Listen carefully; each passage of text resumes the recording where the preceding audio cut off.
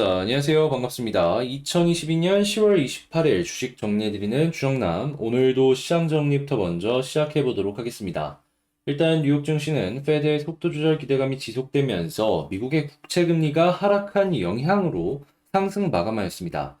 주요 경제 지표는 부진한 모습을 보여주었는데 8월 달 전미 주택 가격 지수부터 리치먼드 10월 제조업 지수, 그리고 10월 달에 미국의 소비자 신뢰지수 역시도 예상치와 전월 추정치보다 하락하는 모습이 보여지면서 연준의 이 긴축에 대한 속도 조절 기대감이 커지는 모습이 보여지게 되었습니다. 시카고 선물거래소 페드워치에 따르면 연방기금 금리 선물 시장에서 페드가 12월 달, 11월 아니고 12월 달입니다. 기준금리를 50bp 인상할 가능성은 전월에 43.1보다 이 상승한 47.5를 기록을 하였고 75bp 인상에 대한 부분 역시도 하락하는 모습이 보여졌습니다. 이렇게만 가지게 된다면은 우리가 생각했을 때 12월 달 기존의 연준의 계획대로 속도 조절, 그러니까 50bp에 대한 이야기로 시장에 긍정적인 영향을 줄 수 있기 때문에 하나씩 보시면 될 것 같은데 거기에 따른 아주 중요한 지표 같은 경우에는 일단 곧 있으면 개인 소비 지출 나옵니다. 이걸 기점으로 하나씩 생각을 하면서 보면 좋을 것 같네요.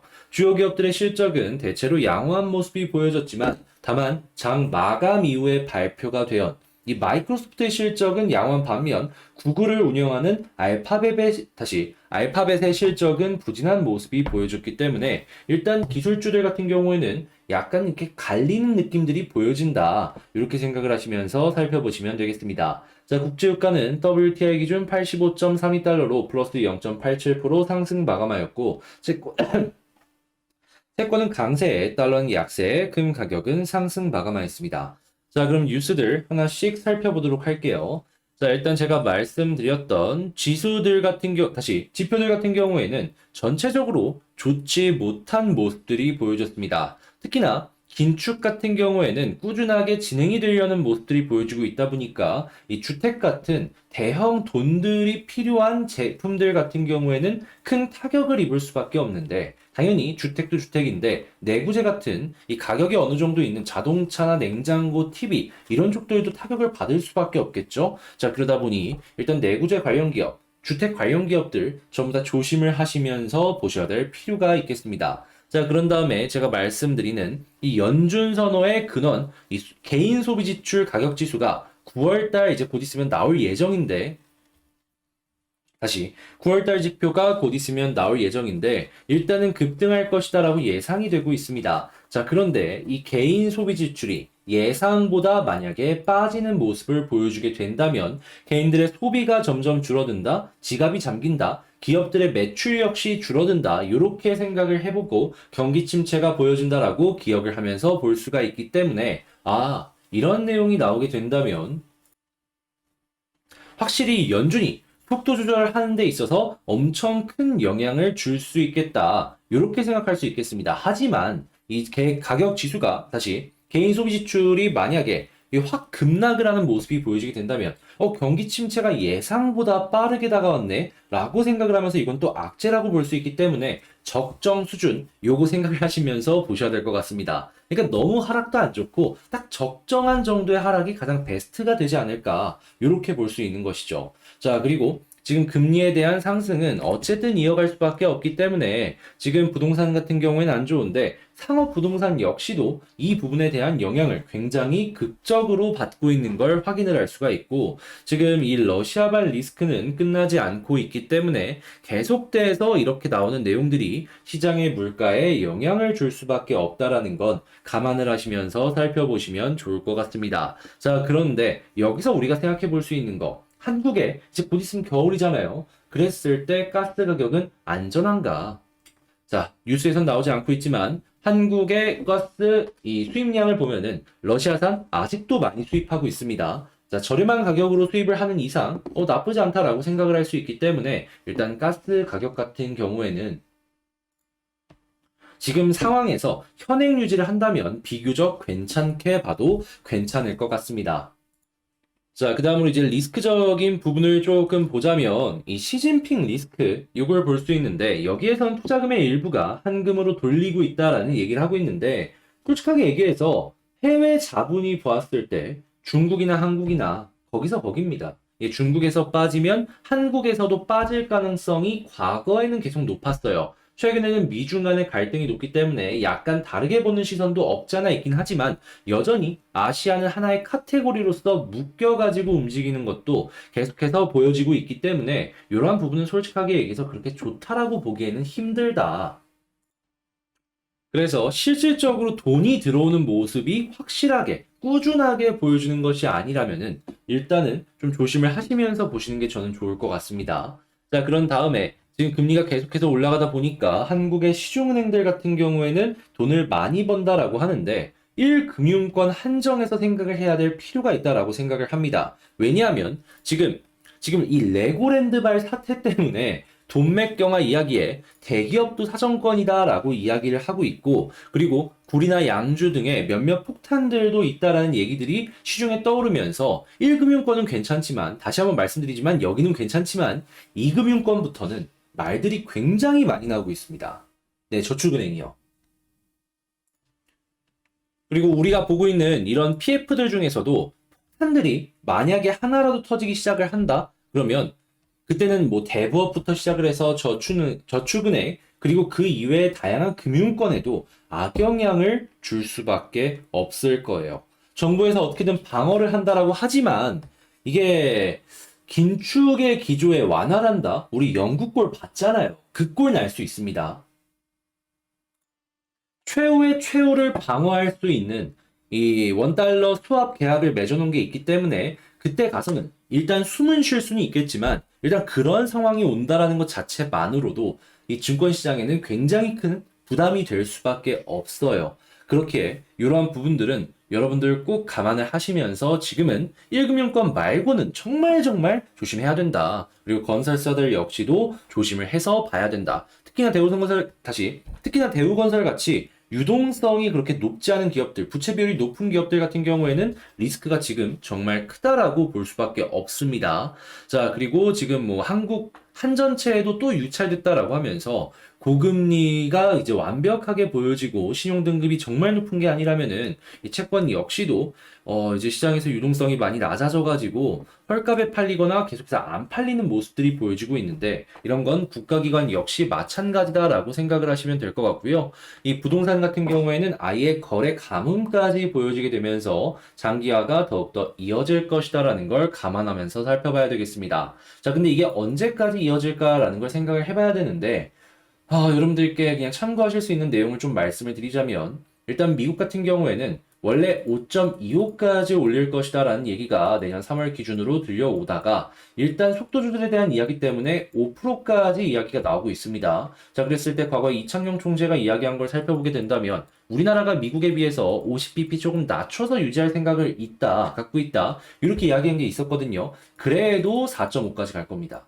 지금보다 확실히 높죠. 그렇기 때문에 부동산 같은 경우에는 지금보다 훨씬 더 안 좋아지면 안 좋아지지 빠르게 회복하는 건 힘들 수밖에 없다. 자, 그리고 이 5%가 만약에 미국에서 된다라고 하더라도 금리 인하를 생각을 해야 되는데 물가 잡히기 전까지는 힘들 수밖에 없습니다. 이 몇몇 이 전문가들 같은 경우에는 1년을 얘기하고 있는 걸 확인할 수 있기 때문에 잘못하면은 내후년까지 부동산은 버텨야 된다라고 볼 수 있겠네요.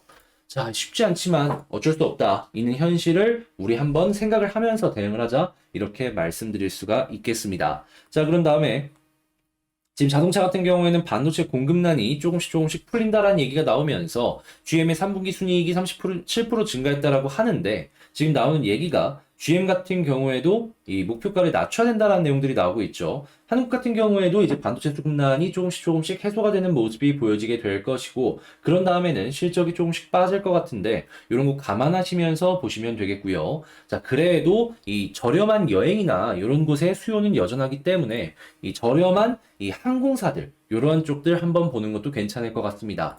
자, 그런 다음에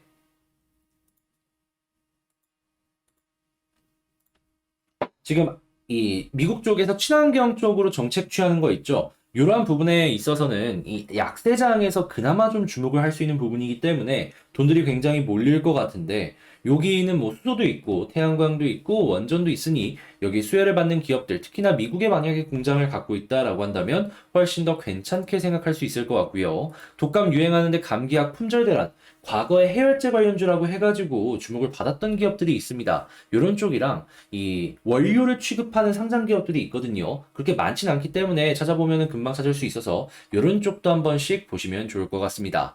자, 그리고 약가가 올라가기 때문에 보험 쪽 같은 경우에도 꿈틀꿈틀할 수 있기 때문에 이것도 생각을 하시면서 보시면 좋을 것 같고요. 마지막으로 지금 이 장기 요양보험 제정이 4년 뒤에 고갈이 된다라고 하다 보니까 요거 역시 일반 보험 쪽에서 새로운 상품이나 여러 가지 부분 이런 걸로 이제 엮여 들어갈 수가 있기 때문에 요거 역시 여러분들께서 하나씩 하나씩 주목을 해보시면서 딱 보시면 좋을 것 같네요. 전체적으로 딱 정리를 해보자면은 지금 시장 상황이 그렇게 좋진 않은데 1금융권 괜찮다. 그리고 이 저가 여행사 괜찮다. 그 다음으로는 이 의료품의 원료랑 그리고 이제 보험 쪽, 특히나 손해보험 쪽 몇몇은 주목을 해봐도 괜찮겠다라고 생각을 하면서 오늘의 시장 정리를 딱 정리할 수 있겠네요. 자, 이렇게 다시. 자, 이렇게 말씀드린 내용들 같은 경우에는 장 시작 전에 이 영상 소개란에 있는 텔레그램 링크 여기를 통해서 이렇게 올려드리고 있으니까 같이 이제 공부하고 싶다라고 생각하시는 분들은 이걸 보시고 공부해 주시면 되겠고요. 자, 그리고 도움이 되었다라고 생각을 하시면 구독과 좋아요, 알림 설정 한 번씩만 부탁을 드리면서 자, 본 영상 시작하도록 하겠습니다. 자, 제가 이번에 가지고 온 종목은 두산 에너빌리티를 가지고 왔습니다. 최근에 원전 관련 국제소송이나 이 두산 개별적으로 걸린 성남 FC의 이 두산 건설 관련되어 있는 의혹들 이런 게 제기된 것 때문에 에너빌리티 입장에서 이렇게 빠지는 모습이 보여지게 되었는데 일단 그나마 다행인 건 현재 아래쪽에 지지라인을 깔아놓은 상황에서 버텨주는 모습을 보여주고 있습니다. 자, 그리고 곧 있으면 이제 10월 말이 끝나고 11월이 생기기 때문에 많은 봉들, 특히나 주봉이랑 월봉에서 새로운 게 생겨요. 자, 그러면 이걸 딛고 올라갈 수 있는 힘도 생기는 반면에 만약에 이 부분을 월이 시작되고 이탈이 되었을 때 크게 하락하는 모습도 어느 정도 감안을 하면서 살펴봐야 되기 때문에 지금 위치에서는 상당히 예민하게 두산을 봐야 될 것 같은데 주목을 해볼 만한 부분들이 어떤 게 있는지를 하나씩 살펴보도록 하겠습니다. 자, 일단 가장 먼저 이 원전 소송 관련해가지고 영향을 받아서 크게 좀 많이 빠졌다라고들 하는데 솔직하게 얘기해서 에너빌리티 입장에서는 그렇게까지 뭐 영향을 받을 게 없습니다. 왜냐하면 협력사로 이곳저곳에 참여할 수 있는 근본이 다 마련이 되어 있거든요. 자, 그리고 이 뉴스 나온 당일에는 안 빠졌습니다, 여러분. 그리고 그 다음날 두산은 오히려 이 성남FC 관련된 내용이 나왔을 때 그때 조금 더 많이 빠지는 모습을 보여줬어요. 자, 그러면 일단 원전 소송 같은 경우에는 어차피 이거 다 반영됐고 이제 성남 쪽에 대한 이야기들 위주로 한번 보면 될 것 같은데 이거는 정치 관련된 내용이기 때문에 정확히 뭐라고 할 수 있는 게 없잖아요, 저희가. 자, 그래서 이제 나오는 내용들 보면서 거기에 맞춰서 대응을 할 수밖에 없다. 이렇게 말씀을 드릴 수가 있을 것 같고 자, 그러면 그나마 호재가 뭐가 있느냐 이걸 생각을 해봐야 되는데 저는 지금 손에 꼽아보고 있는 게 요 내용입니다. 얼마 전에 혹시 사우디 쪽과 금속 부품 관련으로 협업을 맺고 그쪽에 합작 공장을 세웠던 거 기억하실지 모르겠습니다. 자, 그런데 이쪽에 영향을 줄 수도 있는 금속 3D 프린터 기업인 독일의 EOS랑 맞손을 잡고 기술 협력을 하는 이러한 것들을 진행하겠다는 내용을 확인을 할 수가 있습니다. 자, 그러면 사우디 쪽도 어느 정도 손을 잡고 여기에 영향력을 미칠 수가 있겠죠. 자, 그랬을 때 우리가 지금 사우디에 기대를 할 수가 있는 것이 뭐뭐가 있느냐. 아실지 모르겠지만 지금 뭐 메가시티니 뭐니 해서 건설 짓고 있는 걸 첫 번째로 생각을 할 수가 있고 자, 그리고 두 번째 같은 경우에는 사우디 역시 원전에 대한 관심이 굉장히 높습니다. 자, 그리고 세 번째 같은 경우에는 해수탐수하나 여러 가지 플랜트 역시 사우디의 두산이 이 건설을 진행을 한 상황이에요. 자, 그 다음으로는 사우디가 중동의 특정 종교의 맹주죠. 그랬을 때 그 이외의 다른 국가의 원전이나 몇몇 플랜트를 짓는다라고 해봐요. 그러면 이 두산 같은 경우에는 사우디의 도움을 많이 얻을 가능성이 높지 않겠습니까? 그러면 굉장히 긍정적이다라고 생각을 해볼 수가 있을 것 같아요. 뭐니 뭐니 해도 지금 중동 지역은 가스도 가스인데 기름 팔아갖고 현금이 정말 정말 정말 많거든요.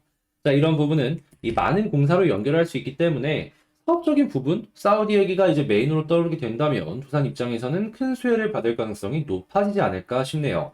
자, 그런 다음에 수급을 딱 봤을 때 일단 오늘 이 저점 부분에서 외국인이 다시 매수해주는 모습을 확인할 수 있습니다. 요거 연결되는 모습 보여주게 된다면 플러스 점수 요것만으로도 바닥 지지해 줄 수 있을 것이다. 이렇게 생각을 하시면서 보시면 되게 좋을 것 같고요. 그렇게 수급 무조건 꼭 봐야 된다라고 강조하면서 말씀드리고, 자, 그런 다음에 이제 지지라인부터 하나씩 살펴보게 된다면 일단 일봉에서는 특별하게 지지라인으로 볼 만한 게 없다라고 말씀드렸습니다. 그랬을 때 눈에 띄는 게 어떤 거냐? 주봉과 월봉이다.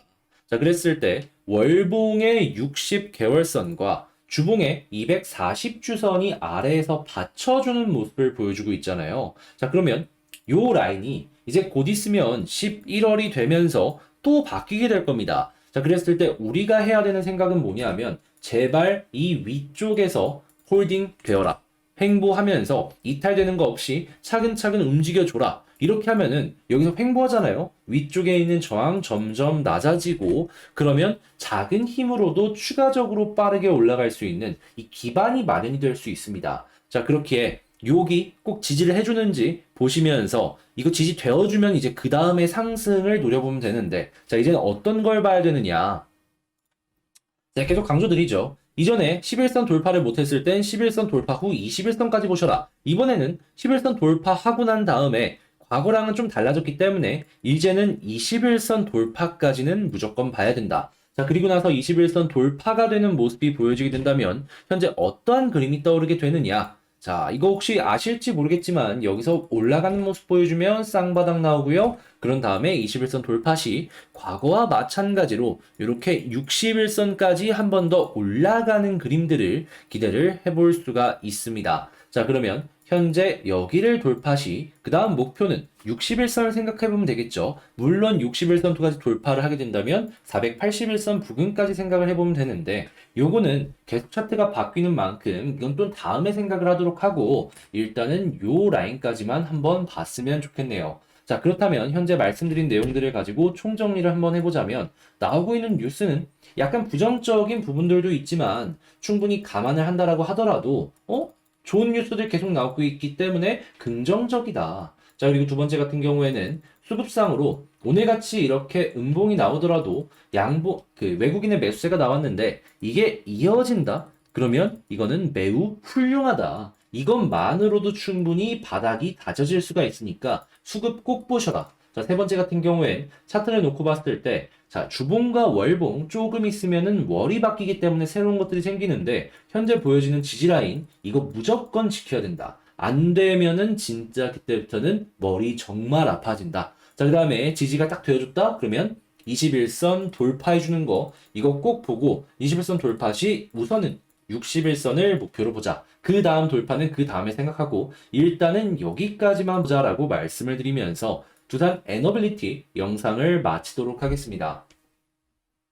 지금 시장이 좋을 것 같으면서도 여러 가지 뭐 중국도 그렇고 레고랜드발 이슈도 그렇고 리스크들이 시장에 나오고 있다 보니까 머리가 되게 복잡하시고 아플 겁니다. 자, 그런 만큼 평온을 다지시면서 여러분들 모두 화이팅 하시고 하나씩 하나씩 버티면서 좋은 결과 만들어 가보셨으면 좋겠고요. 제가 계속 응원 드릴 테니까 저와 함께 여러 가지 종목들에 대해서 공부도 하고 이 위로도 받으시면서 쭉쭉 같이 가보셨으면 좋겠습니다.